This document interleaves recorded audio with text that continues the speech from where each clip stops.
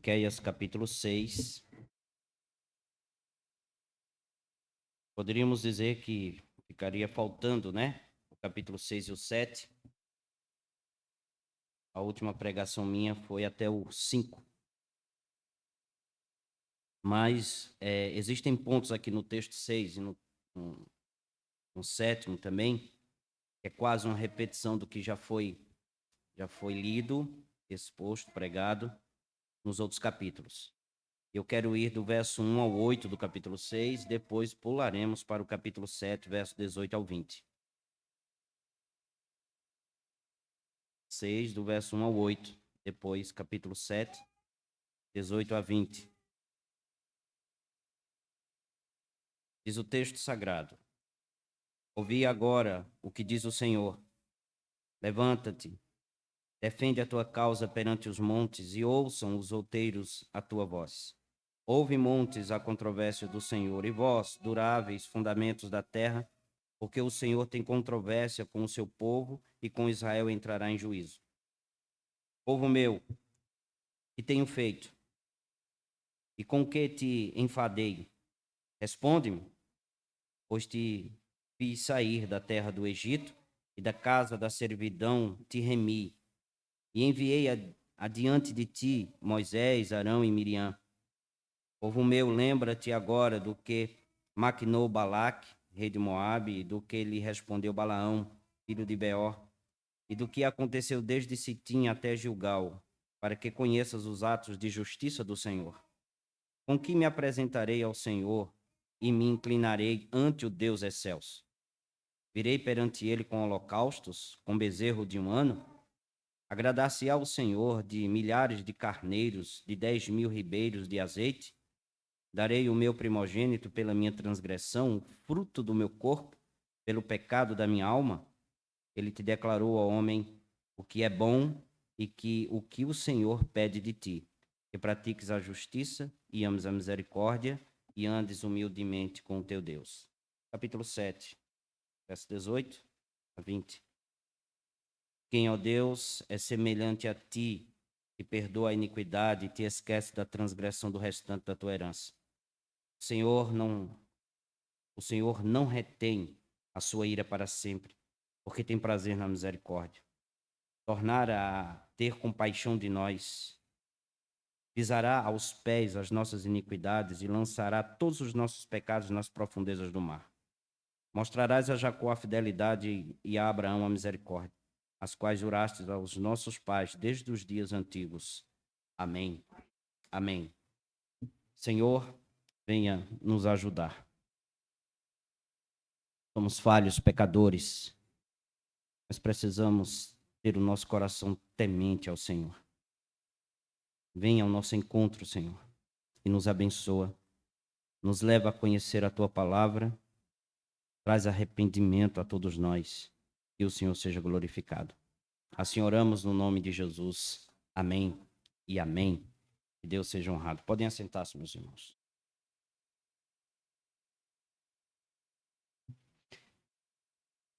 O tema nosso é: nosso Deus, ele é incomparável. Nós vimos ao longo das exposições que fizemos no profeta Miqueias que Deus, ele tem um zelo pela sua glória, pela sua majestade. Isso não é nenhum tipo de egoísmo. O Senhor tem zelo pela sua santidade exatamente porque ele menospreza o pecado. E, por consequência, ele tem zelo pelo seu povo, para que o seu povo realmente ande conforme aquilo que ele prescreveu na palavra do Senhor. E observamos que Deus, ele mostra o juízo ao povo que anda de maneira errante, mas também ele é cheio de graça, de bondade para aqueles que são remanescentes, para os escolhidos do Senhor, que não andaram segundo os seus próprios caminhos, mas andaram segundo o caminho da palavra do Senhor. Aqueles que realmente não se conformaram com a situação vigente da época, mas que viveu exatamente como o Senhor havia prescrito na lei do Senhor. Obedecendo o Senhor, obedecendo sua palavra, vivendo em santidade, olhando para a majestade do Senhor e tendo, na verdade, uma obediência restrita ao Senhor. Não se amoldaram-se com o mundo, Então Deus deseja ver o seu povo em santidade. É isso que Deus chama o seu povo. Buscando agradar ao Senhor e não a si mesmo. Diante disso, nós podemos ver alguns pontos. Nós vimos, ao longo das exposições, repito, de Miqueias, que o povo andou errante, desobedecendo, segundo os costumes das nações pagãs, das nações que não conheciam o Senhor, não tinha Deus como seu Senhor, mas que andavam segundo os deuses, segundo a sua própria imaginação. Diante disso, o povo amoldou-se aos costumes pagãos, e tendo amoldado-se aos costumes pagãos, Deus trouxe disciplina para o seu povo. Diante disso, do texto que estamos, podemos ver 3 pontos. O que Deus requer de nós? O que Deus quer de mim? O que Deus quer de vocês? Podemos ver também a graça de Deus, que ela é incomparável. Ela não pode ser comparada a nada, o favor de Deus, porque é tremendo demais. E fidelidade que Deus tem à sua própria palavra. Deus não é fiel a Pedro Júnior. Eu sou um pecador. Vocês também. Deus é fiel às suas promessas. A palavra que ele mesmo expressa e diz. Primeira coisa, o que Deus quer de nós? Diante da graça abundante do Senhor, o que Deus requer de nós? Por causa dos pecados do povo, Deus entra em juízo com eles. Mas Deus, ele faz um apelo emocionante. Assim como ele fez através de Jeremias, no capítulo 2, um apelo emocionante para o povo. Para que o povo fosse balançado e entendesse a compaixão de Deus para com eles. Isso está descrito do verso 3 ao verso 5. Veja o que diz. Povo meu, o que te tenho feito? E com que te enfadei? Responde-me. Pois te fiz sair da terra do Egito, da casa da servidão te remi, e enviei adiante de ti Moisés, Arão e Miriam. Povo meu, lembra-te agora do que maquinou Balaque, rei de Moabe, e de que lhe respondeu Balaão, filho de Beor, e do que aconteceu desde Sitim até Gilgal, para que conheças os atos de justiça do Senhor. O que Deus fez por nós, tirando da escravidão do Egito, e eu digo nós, porque fazemos parte desse povo, Deus tirou todos nós da escravidão do Egito. Ele também nos tirou, acima de tudo, da escravidão do pecado. Deus nos levou a uma terra prometida. Nós não chegamos ainda, mas já é nossa posse. E a garantia disso é o Espírito Santo em nossa vida. É o que Deus nos diz em sua palavra. Então Deus nos tira do Egito. Deus tirou todos nós dos nossos pecados por meio de Jesus Cristo. Então, diante disso, existe motivo sobejo para glorificar o seu nome. O fato dele ter nos tirado da escravidão do pecado há motivo de sobra para que a gente glorifique o seu nome e ande conforme as prescrições que o Senhor fez, fugindo do pecado que tenazmente nos assedia. Diante disso, o que Deus exige de nós? O profeta responde. Ele já mostrou a você o que é bom, verso 8.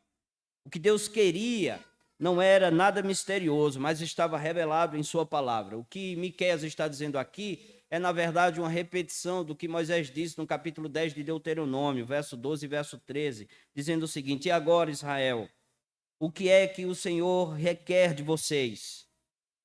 Não é que temam o Senhor, seu Deus, andem em todos os seus caminhos, amem e sirvam o Senhor, seu Deus, de todo o coração, de toda a alma, para guardarem os mandamentos do Senhor e os seus estatutos que hoje lhes ordeno para o bem de vocês.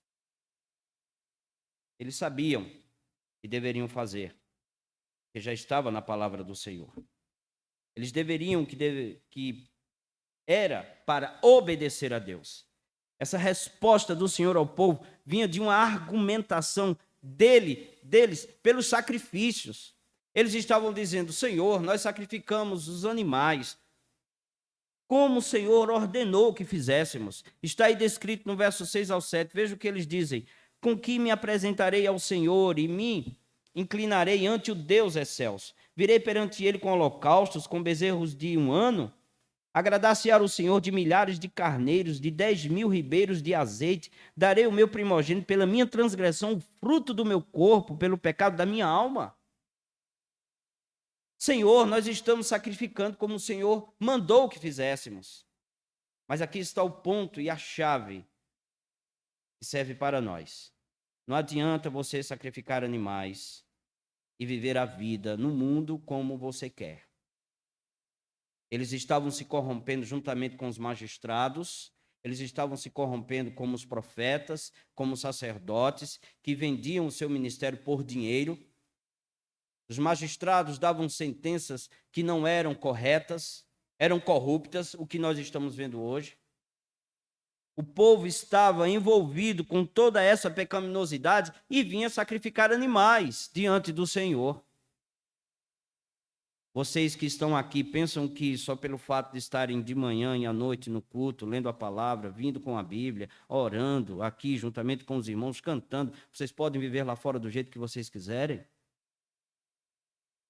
O Senhor está dizendo isso. Não. A vida de vocês aqui deve refletir lá fora.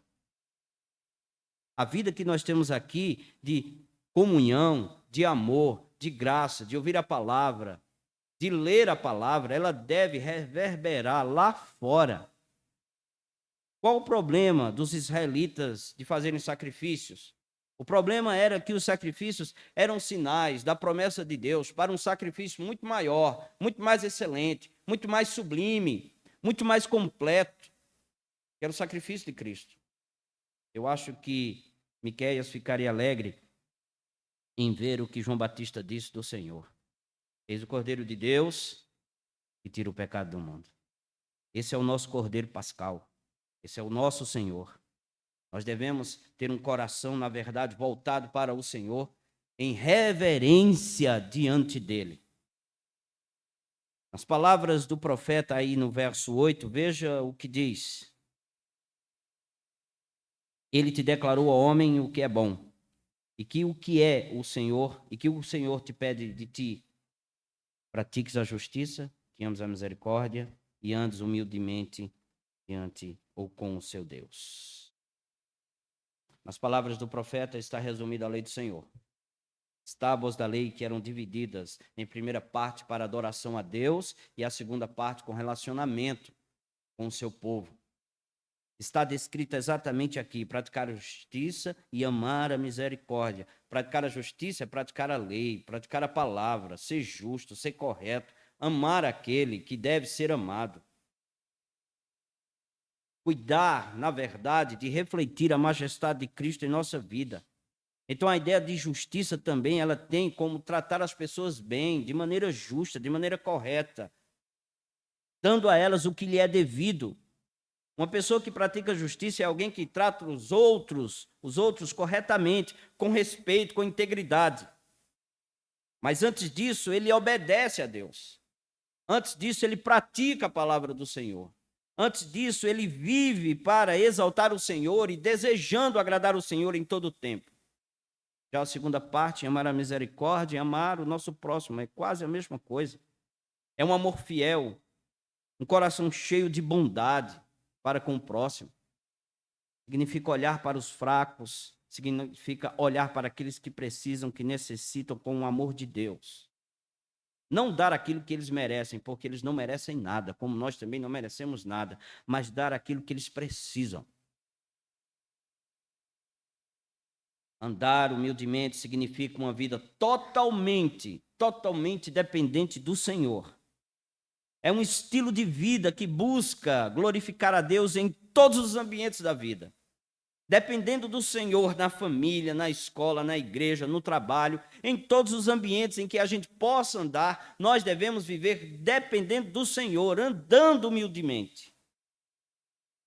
Sejamos crentes aqui e lá fora, e possamos agir justamente e cheios de bondade e de misericórdia. E isso só pode ser feito por causa da graça de Deus, que é incomparável. Dos versos 9 ao 16, do verso 9, melhor dizendo, ao 16 do capítulo 6, mostra que toda injustiça terá o seu castigo. Nós não iremos ler. Capítulo 7, do verso 1 ao verso 7, mostra a corrupção moral de Israel, que também já vimos anteriormente. Do verso 8 até o verso 20 mostra o compadecimento de Deus para com o seu povo. Então, ao longo da nossa exposição em Miqueias, observamos que Deus é santo, que ele não comunga com o pecado, e isso trouxe disciplina da parte de Deus para com o seu povo.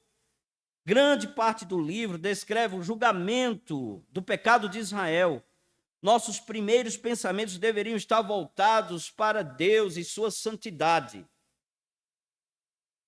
O Deus apresentado por Miqueias é um Deus santo. Ou seja, um Deus que não aceita o pecado no meio do povo, no arraial do seu povo. Diante da santidade de Deus, ele se distingue de todos os outros e de nós também. Por isso que Isaías, contemporâneo de Miqueias, diz: porque os meus pensamentos não são os pensamentos de vocês, e os caminhos de vocês não são os meus caminhos, diz o Senhor. Porque assim como os céus são mais altos do que a terra, assim os meus caminhos são mais altos do que os caminhos de vocês, e os meus pensamentos são mais altos do que os pensamentos de vocês. Isaías 55, verso 8 e 9. Poderíamos continuar nosso estudo falando sobre a glória, a majestade do Senhor, a doutrina de Deus, mas eu quero deixar a última palavra com um profeta que foi inspirado pelo Senhor. Nós devemos perguntar: há alguma coisa em Deus que leva Miqueias a cobrar de nós buscarmos a glória do Senhor, que é incomparável? Se há, gente, o que seria? O profeta responde nos versos finais, do verso 18 ao verso 20 do capítulo 7, dizendo o seguinte: quem é, ó Deus, semelhante a ti, que perdoas a iniquidade e te esqueces da transgressão do restante da tua herança? O Senhor não retém a sua ira para sempre, porque tem prazer na misericórdia. Tornará a ter compaixão de nós, pisará os pés às nossas iniquidades e lançará todos os nossos pecados nas profundezas do mar. Mostrarás a Jacó a fidelidade, a Abraão a misericórdia, as quais juraste aos nossos pais desde os dias antigos. Depois desse hino de louvor que Miqueias descreve aqui, a gente pode ver alguns pontos. O primeiro dele, o que é que Deus perdoa, gente? O profeta mostra que temos ofendido o Senhor. E ele diz que ele perdoa a nossa iniquidade. Está aí no verso 18. Essa palavra, ela se refere à nossa culpa. Nossos pecados acumulam dívidas diante da justiça de Deus e elas precisam ser pagas. E eram pagas através do Cordeiro no Antigo Testamento, mas não era plenamente, porque todo ano era realizado esse sacrifício. Mas houve para nós, a Igreja do Senhor, o pagamento completo, cabal, perfeito, através da pessoa bendita do Senhor e Salvador Jesus Cristo. O Senhor também, ele perdoa a nossa transgressão, que mostra nossa rebelião à autoridade de Deus. Sempre que nós pecamos, nós negamos o direito de Deus governar a nossa vida. Nós estamos dizendo: Senhor, eu sou independente, não dependo do Senhor, eu faço o que eu bem quero. Mas quando nós nos arrependemos, Deus perdoa essa transgressão. Ele é bom. E a última expressão é pecado, que podemos resumir de tudo isso.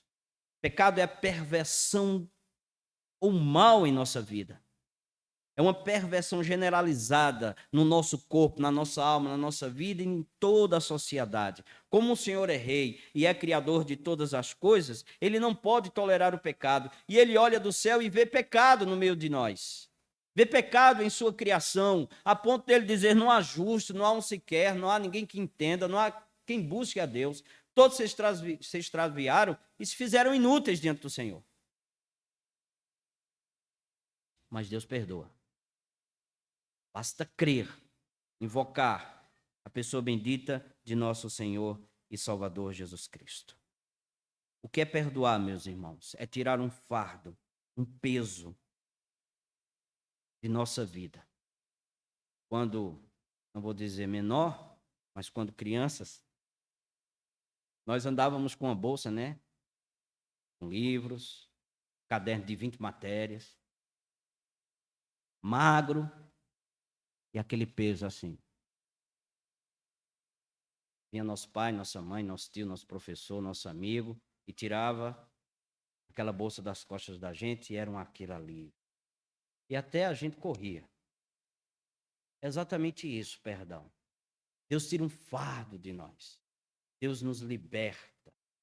Por isso que Jesus Cristo disse: venham a mim todos vocês que estão sobrecarregados, e eu darei alívio a vocês. Mateus capítulo 11. No tempo de Miqueias, o povo pensava no dia da expiação, em que o sumo sacerdote colocava a mão na cabeça do bode, levando para fora do acampamento e soltando ele para o deserto, bem longe, para esquecer dos pecados que o povo havia cometido.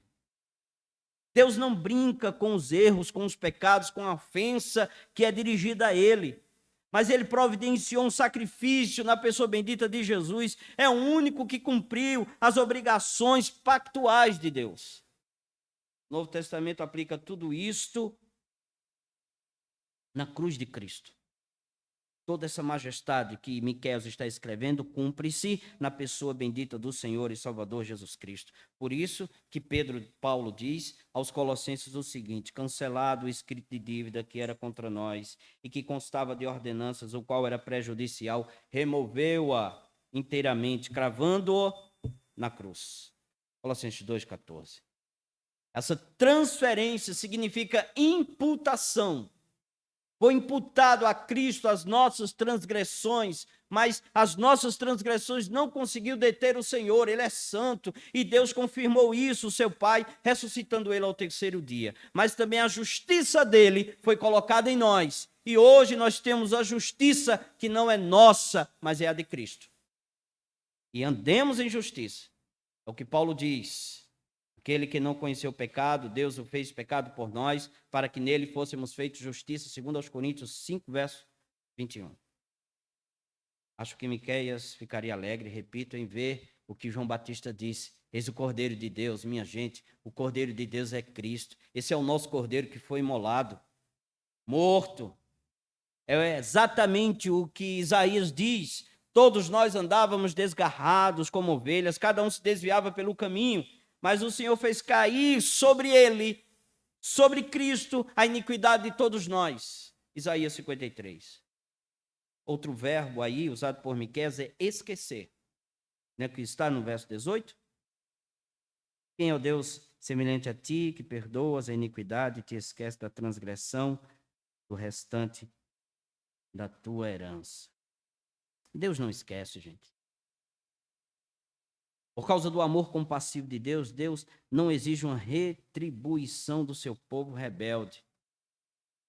Mas ele ignora a ofensa porque ele vê em nós a pessoa bendita de Jesus. Ele vê a perfeição de Cristo em nós. A linguagem aqui aponta para a cruz e dessa vez, por meio do evento da Páscoa. E nós precisamos entender, é o que está dirigindo e conduzindo a mente do profeta. Deus puniu, gente, o Egito com sua rebelião, enviando o anjo da morte para matar os primogênitos.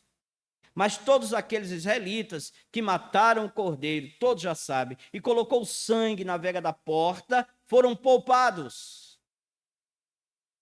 Porque ali existia o sangue justo, apontando para a bênção que nós iríamos receber na pessoa bendita de Jesus. E Paulo aplica essa importante teologia para nós cristãos, dizendo o seguinte: pois também Cristo, nosso Cordeiro Pascal, foi imolado. 1 Coríntios 5, foi imolado. Foi morto. Nós recebemos o perdão para todo sempre. A postura de Deus em perdoar nossos pecados é que ele não fica com ressentimento, ele não fica com mágoa. É o que diz o verso 18. O que é mostrado aqui é que existe um amor misericordioso de Deus para com o seu povo. É o fato dele ter feito um pacto conosco, um pacto eterno, uma aliança eterna através da morte de Jesus. O profeta nos ensina sobre a fidelidade do perdão de Deus, no verso 19, que diz: tornará a ter compaixão de nós, pisará aos pés as nossas iniquidades e lançará todos os nossos pecados nas profundezas do mar. É a maneira como a mãe trata seu filho. Deus responde ao nosso pecado como um pai protetor que mata a cobra pisando nela, a nossa iniquidade. Então o pecado é mostrado como um inimigo que Deus conquista e nos liberta. Quando Deus retira a culpa de nossos pecados, Ele também tira o poder do pecado sobre a nossa vida. O pecado não tem domínio sobre o povo de Deus, gente. E não deve ter. Se o pecado está te dominando, não é Deus que está te dominando. É o seu próprio pecado, sua própria vida, e o fim disso é condenação. Deus não somente tira a culpa, mas Ele tira o domínio. Em outras palavras, Deus tira a culpa dos nossos pecados por meio de nosso Senhor Jesus Cristo e esmaga o poder da transgressão do pecado em nossa vida, nos dando o Espírito Santo. É por isso que o texto diz: lançará nossos pecados nas profundezas do mar. O que essa frase, essa expressão nos lembra? Vocês já leram esse texto e o que vem na mente? A cena aqui é a destruição dos carros de Faraó, que foram subjugados no mar, onde estavam perseguindo o povo. Quando eles viram o povo de Israel saindo, sendo liberto pelo Senhor, eles disseram: não, vamos atrás deles. É o pecado querendo ir atrás do povo de Deus. Mas Deus diz o seguinte: olhe, passe no mar e eu vou subjugar todos eles, nas profundezas do mar. Deus está dizendo o seguinte: olha, o pecado não terá domínio sobre a vida de vocês. Eles irão te perseguir, mas não te dominarão. Deus é o nosso conquistador. Ele fez tudo por nós. Por isso que Ele é fiel. Ele tem fidelidade incomparável. Podemos contar com Deus que continue a trazer misericórdia para nós, mas é claro, Ele responde isso no verso 20, dizendo o seguinte: mostrarás a Jacó a fidelidade e a Abraão a misericórdia, as quais juraste aos nossos pais desde os dias antigos. Em outras palavras, Deus mostrará misericórdia ao seu povo pecaminoso por causa da sua fidelidade incomparável à sua própria palavra. O texto diz que mostrará a Jacó a fidelidade, mostrará a Israel, mostrará ao seu povo, e nós fomos enxertados nesse povo. E fazemos parte desse povo. Isso significa que a misericórdia não vai se separar da sua vida. Ele terá para sempre misericórdia de vocês. E de mim também. Para a glória do seu nome. Exatamente isso. Deus nos liberta do poder do pecado, nos dando segurança, primeiro pelo perdão, pelo sangue de Jesus, e a graça do Espírito Santo em nossa vida. É exatamente isso. O poder do pecado não tem domínio sobre nós. Por isso que Miqueias chega no final e diz o seguinte: quem é semelhante a ti, ó Deus, que perdoa a iniquidade e te esquece da transgressão do remanescente da tua herança? Cristo revela a misericórdia e o amor de Deus para conosco. Se você não se sente amado, eu convoco você e chamo você a sentir-se amado por Deus. Porque embora aqueles que estão ao seu lado não amem vocês, Deus o ama e Ele perdoa. Que Deus nos abençoe. Senhor, Tu és o nosso Deus, o nosso Senhor, e eu te louvo pela Tua palavra, que é viva, eficaz, verdadeira, que ela seja aplicada aos nossos corações e que o nome do Senhor Jesus seja glorificado. Nós te adoramos e te bendizemos, Senhor, por tudo. Te glorificamos e te exaltamos, para que o Senhor seja ainda nas nossas salas, com os professores e alunos, exaltado. Usa a nossa vida, abençoa a nossa vida, faz com que a gente possa, em nome de Jesus Cristo, louvar o Senhor e bendizer o seu nome. Assim oramos em nome do Senhor e Salvador Jesus Cristo. Amém. Que a graça de Deus,